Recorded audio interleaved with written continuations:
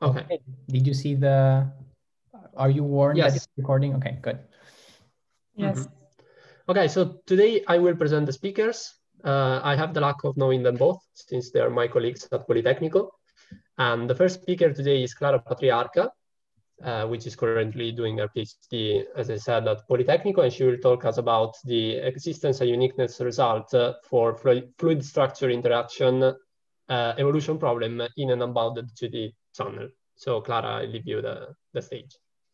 Okay, thank you, Lorenzo.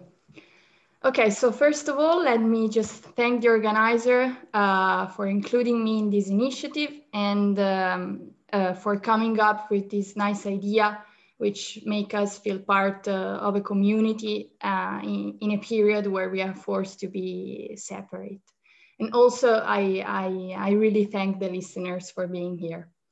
So, as Lorenzo said, I am a PhD student of the Department of Mathematics of Politecnico di Milano. And my research interest focuses on the mathematical characterization of the interaction between wind and suspension bridges.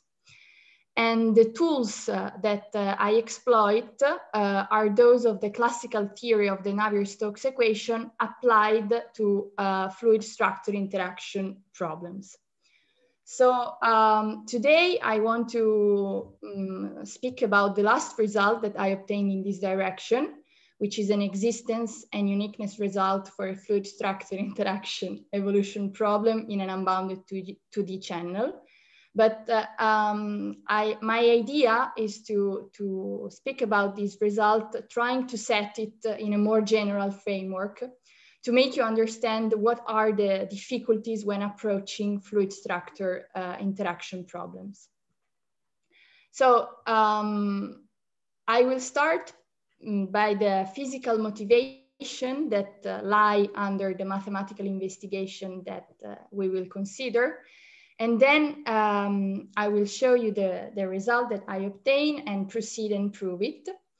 And finally, I will spend some words on a second physical problem, which is strictly related to the phenomenon that we will consider.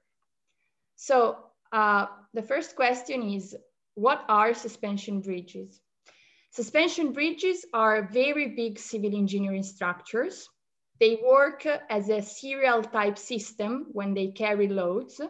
So loads are applied to the deck, which is this part of the structure, and then transferred to the main cables through the hangers, and finally brought to ground through the main towers and the anchor blocks.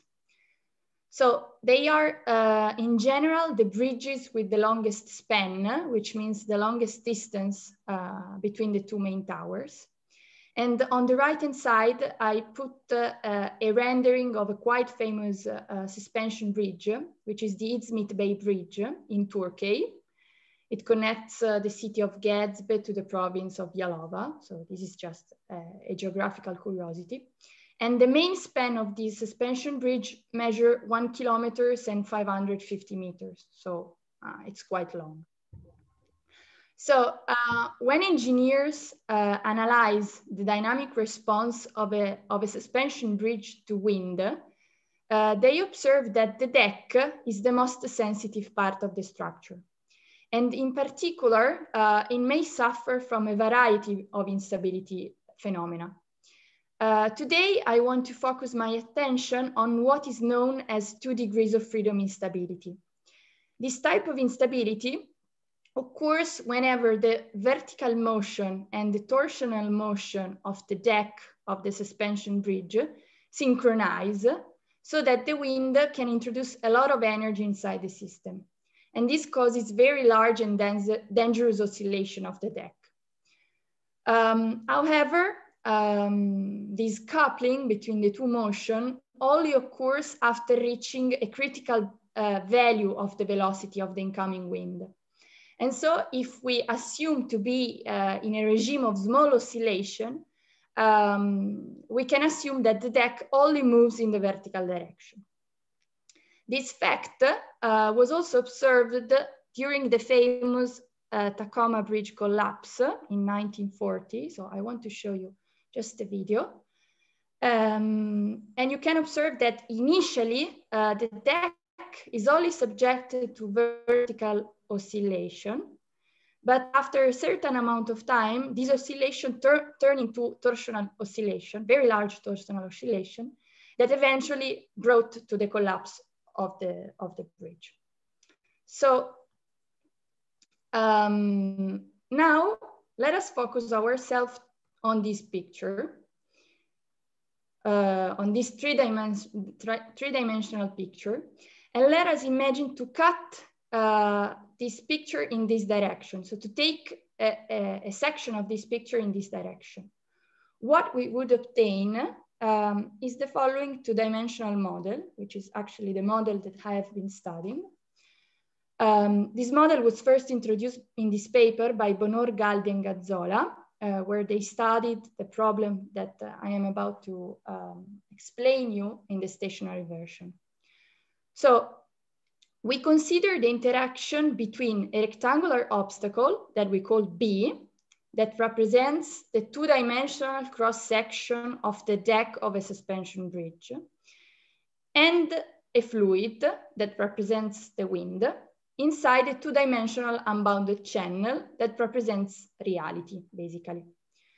Then we impose that at infinity, the velocity profile of the fluid has a prescribed profile that we call Q. And in particular, it reproduces a so-called Poiseuille flow, which is a unidirectional flow with a parabolic profile. And also we assume that B, the obstacle, can move only in the vertical direction because of the physical motivation that I explained you before. And we denote the position of B from the middle line of the channel, so from the line x2 equal to 0, with a parameter that we call h. So BH, given by the following expression, tracks the position of the body after the vertical translation. On the other hand, the domain occupied by the fluid is called omega h, and it's given by the channel that we call A, to which we subtract BH. So the problem that we want to study, it's a two-dimensional fluid structure interaction evolution problem, where the fluid part is governed by the Navier-Stokes equation, to which we associate some boundary condition. In particular, we impose a no-slip condition on the boundary of the channel that we call gamma. That means that we impose that U is equal to 0 on gamma because the channel is fixed in space. And we also impose a no-slip condition on the boundary of the obstacle. But in this case, this means that U has to match the velocity of the obstacle, which is given by H prime times E2.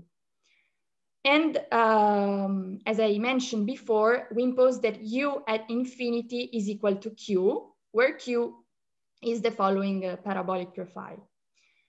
On the other hand, the structure part is given by the following second order differential equation that states that the acceleration of the body is given by the action of two forces. One, it's called F of H, and it is a smooth elastic restoring force that basically prevents the obstacle from colliding with the boundary of the channel. And the other force, it's the force that the fluid the fluid exerts on the obstacle. So it's given by the integral over the boundary of the obstacle. So S, it's the boundary of the obstacle, of the Cauchy stress tensor associated to the fluid projected on the vertical direction. So this is what normally is called in fluid dynamics vocabulary, fluid lift. Okay, so my objective was to understand if this problem is well posed. And actually the result that I obtained, which is contained in this paper, states that this problem has a solution. This solution is unique and it is also global in time. So it's not so interesting to read the statement of this theorem, but what I want to highlight now is the difficulty of producing this kind of result. Indeed, this problem is a strongly coupled problem in the sense that the coupling between the fluid part and the structure part not only reflects in the equation through the boundary condition and through the fact that the position of the body depends on the Cauchy stress tensor of the fluid, but also in the fact that the fluid domain, omega, depends on time in an unknown fashion. Indeed, omega depends on the position of the obstacle, which is an unknown itself of the problem. And on the other hand, the position of the obstacle depends on the velocity field of the fluid. So for all of this consideration, we understand that we cannot apply the standard functional spaces of hydrodynamic evolutionary problem in this case, because such functional spaces are usually set on fixed space. And on the other hand, we cannot apply standard methods to find existence of solution for this kind of problem, like the Faido-Galerkin methods, because these methods usually work on space-time domain, which are cylindrical, so where the space part of the domain is fixed in space. And so one has to conceive alternative strategies to prove both existence and uniqueness. So my idea now is to briefly show you such strategies. And so to very approximately show you the proof of the main result that I illustrated you. So existence will be proven through a so-called penalty method, which is a method which was first conceived in a paper by Fujita and Sauer of 1970. And in this paper, the two authors conceived a penalty method to find existence of solution for the Navier-Stokes equation in a non-cylindrical space-time domain. And then this method was first applied to find existence of solution for a fluid structure interaction problem in this paper of 2000 by Conca, Sanmartin, and Tuxnack. So in order to apply this kind of method, we need we need some preliminary results. And in particular, we need to transform our problem into an equivalent problem by changing the reference frame, as I will show you in a while. For what concerns uniqueness, instead, I exploited a strategy which was first conceived in this paper by Glass and Suhr in 2015. So, as I said, in order to apply the penalty method, we need some preliminary results. The first thing that we need to do is to take care about the non-homogeneous condition at infinity. So as I said before, the velocity field of the fluid is equal to Q at the outlets of our channel. And so in order to take care about this fact, so in order to capture the flow at infinity, one needs to build a so-called solenoidal extension of the Poiseuille flow, which is a divergence-free function that is equal to Q sufficiently far from the obstacle. So in order to build it, we can use a quite standard technique. We take Q and we multiply it by a cutoff function that we call zeta, a cutoff function which is equal to 1 far enough from the obstacle, and it is equal to 0 in a neighborhood of the obstacle. So that in this way, we are able to capture Q at infinity. But since we multiply Q for a cutoff function, in this way, we lose the divergence free property of Q. And in order to recover it, so in order to kill the divergence of this function f, we subtract to f a function that we call zeta, such that the divergence of zeta is equal to f. So existence of solution for this kind of problem, which is called the Bogovsky problem, are very well known in mathematical fluid dynamics literature. And so we are able to build a function S that precisely obeys the condition that we want it to satisfy. So after we did that, as I mentioned, we reformulate our problem into an equivalent problem by changing the reference frame. So now we consider, we do not consider anymore an inertial reference frame, but we consider a reference frame which is attached to the obstacle B, so that moves together with the obstacle by applying this change of coordinates. So we have that in this new reference frame, the obstacle is fixed and the channel translates in the vertical direction.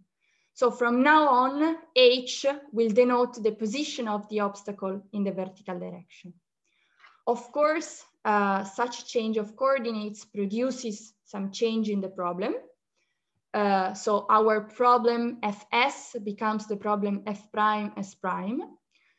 There are some obvious changes, but let me just highlight that in the Navier-Stokes equation, this change of coordinates produces the appearance of an extra term.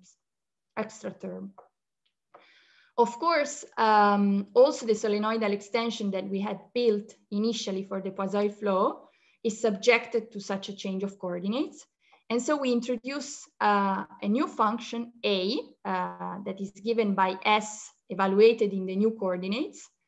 That in this new reference frame strongly depends on H. So strongly depends on the position of the channel. Once we did that, we look for a solution to this new equivalent problem, F prime S prime, in the following form. So V will be equal to V at plus the solenoidal extension of the Poiseuille flow. And so V at becomes our new unknown function, which obeys to a sort of third equivalent problem, F second S second.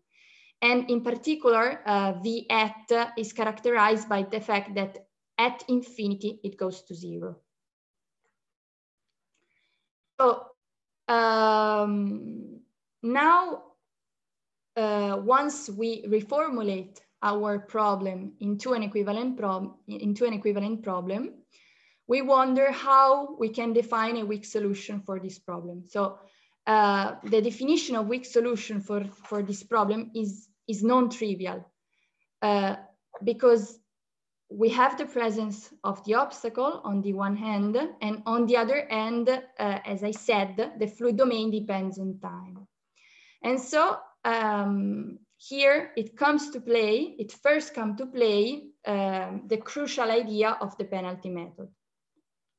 So the crucial idea of this method is to introduce an auxiliary fixed domain that we will call A tilde, on which one is allowed to define the standard functional spaces of hydrodynamic evolutionary problems, and then to apply also the standard methods of hydrodynamic evolutionary problems.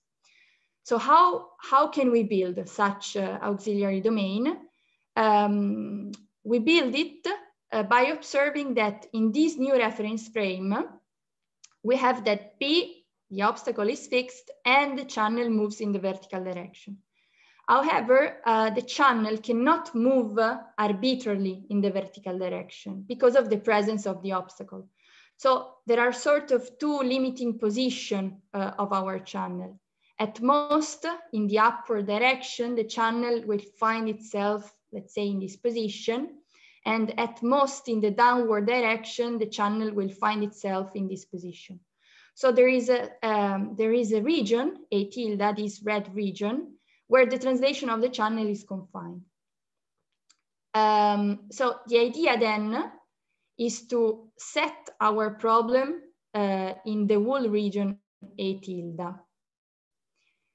And since we want to do that, of course, also the condition at infinity, so also the Poiseuille flow at infinity, need to be extended to the whole region A tilde. And then once we set our problem on the whole region A tilde, we can define the weak formulation very standardly. So I won't go through the details of the definition of weak formulation because it's not so interesting. And I want to skip. I want to move to the main point of the penalty method. So as I said, now we are setting our problem in the whole region A tilde. But of course, we cannot do this for free because we need to take care about the fact that we are considering an extra region. So this yellow region, it's a sort of reminder because of course our problem is just set inside the channel. And so in order to take care about the fact that we are considering an extra region, the yellow region that I will call EH, we add to the weak formulation a penalization term that depends on a penalization index n, which is an integer index.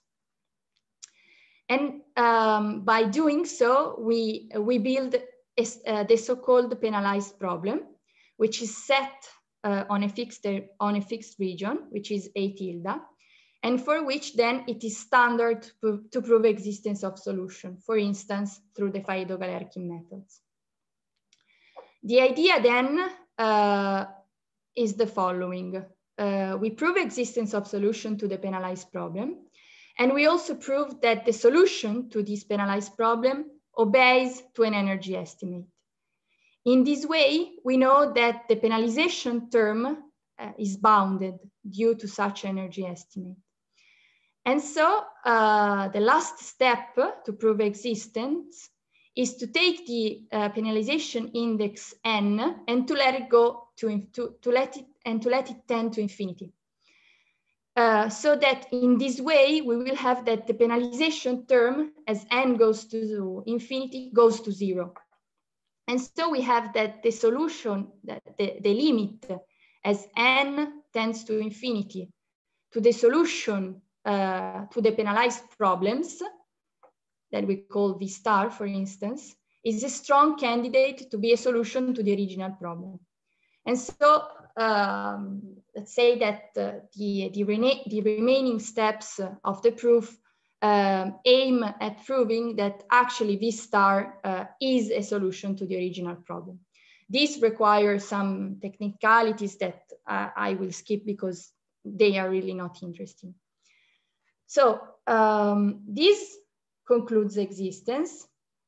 And so one then needs to face uniqueness, of course. So what is the difficulty of proving uniqueness for this kind of problem? The difficulty lies in the fact that if we consider two weak solutions to our problem, we have that these solutions are not defined on the same domain. And so we cannot take the difference between two weak solutions of our problem. So the idea is to define a map that we call, for instance, C, that projects the domain associated to the second solution on the domain associated to the first solution. And then to define a pullback of the second solution by the map C, so that then we are able to take the difference between the first solution and this new second solution, this new funny V2. Then basically we proceed standardly because we need to understand which is the weak formulation satisfied by the difference between the two solutions.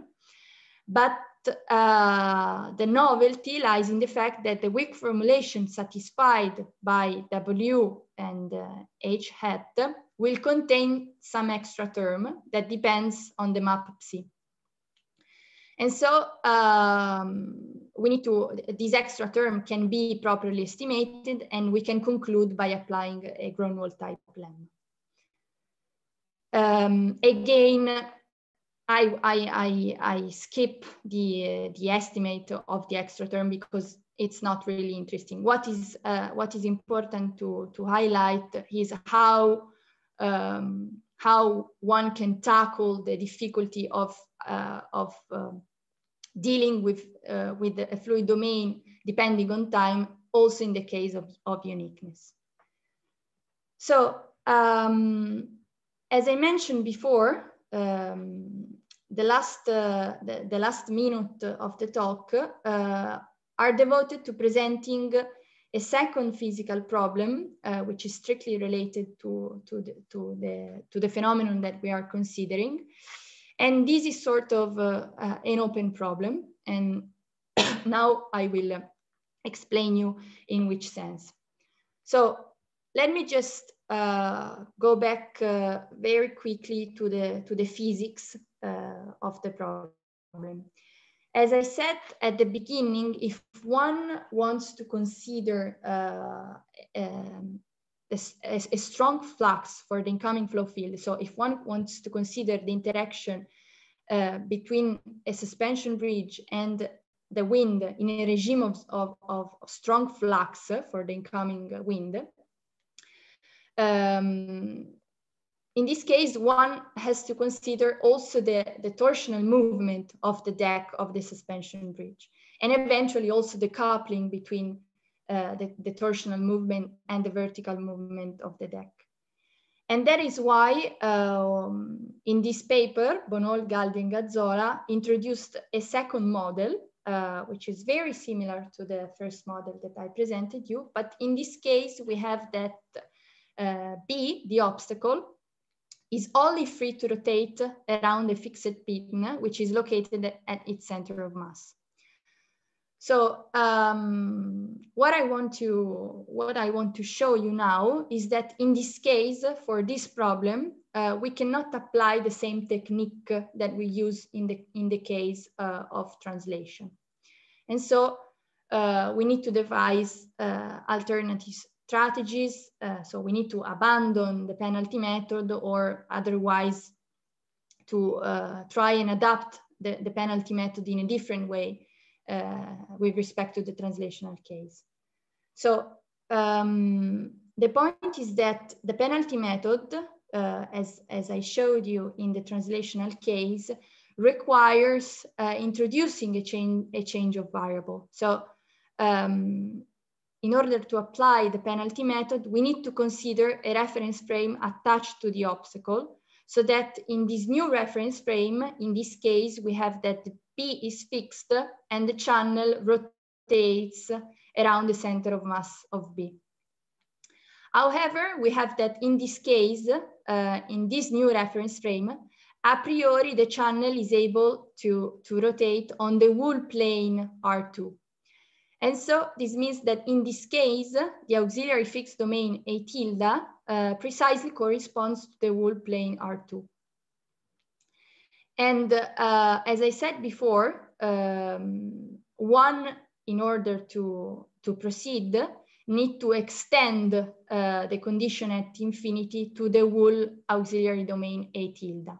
And so in this case, we would have that the extension of the Poiseuille flow to the wool A tilde is a parabolic branch diverging to infinity.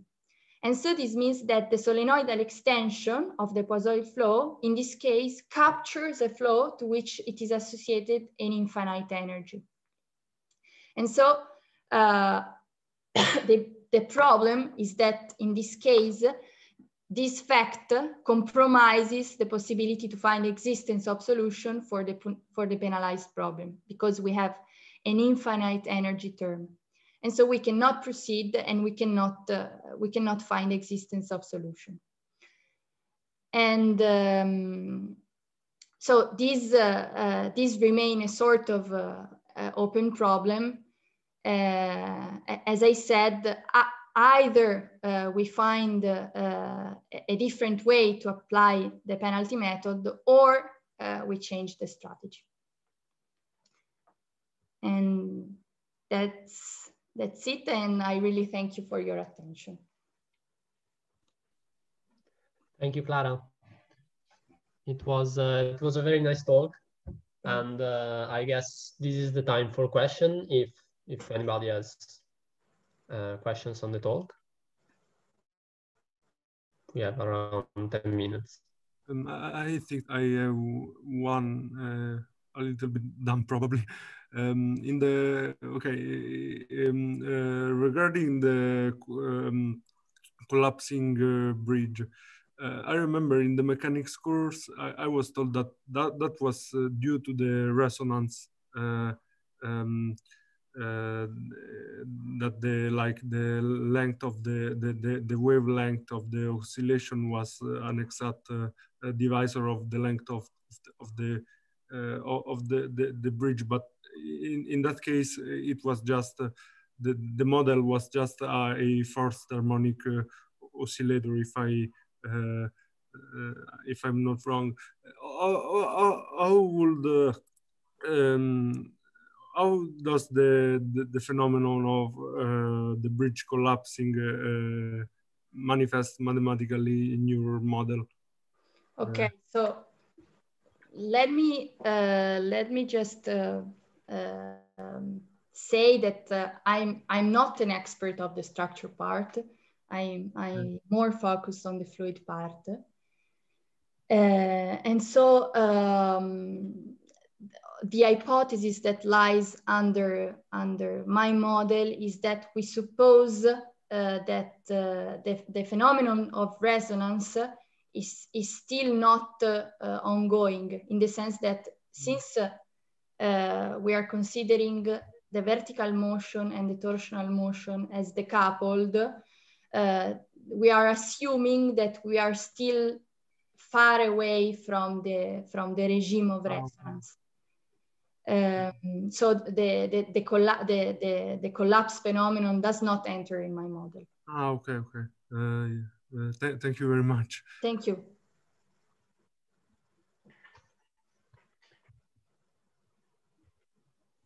Okay.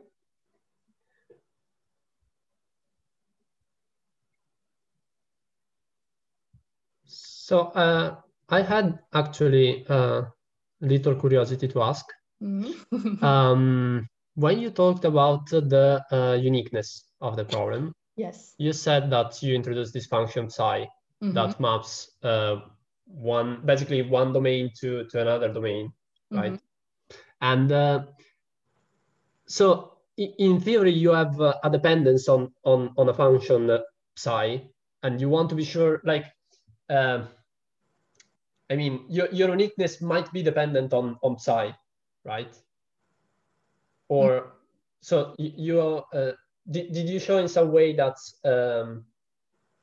I mean, does it actually depend on psi, or whatever function you choose, it's fine to obtain uniqueness? Because well, psi is a function that basically depends on the rigid motion of the obstacle. So so since it depends only on the position of the obstacle, because this function psi, it's made like this. If you fall in let's say in this point of the domain associated to the second solution, you just project it through the identity. So psi, it's very trivial if you fall here. If you fall in a neighborhood of the obstacle, you have to translate the point. Okay. Okay. So, I mean, psi, I understand your question, but let's say that it's built in order to be a sort of universal map, because it depends on the yes, no, it makes sense. It's the sensible way to define uniqueness. Exactly. So okay, thank you. Thank you.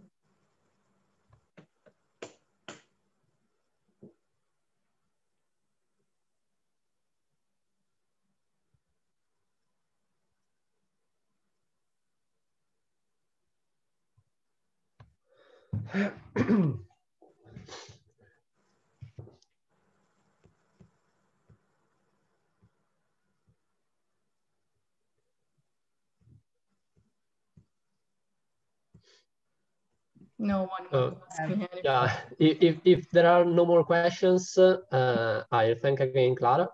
Thank you, guys. And I think we can wait 2 or 3 minutes before to start the next talk. And yeah, so give you a break of 3 minutes and then we'll start the next talk. So I will stop sharing my screen. Yes.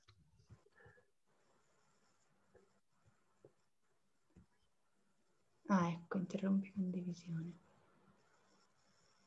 In the meantime, Nicola, if you want to try to share your screen.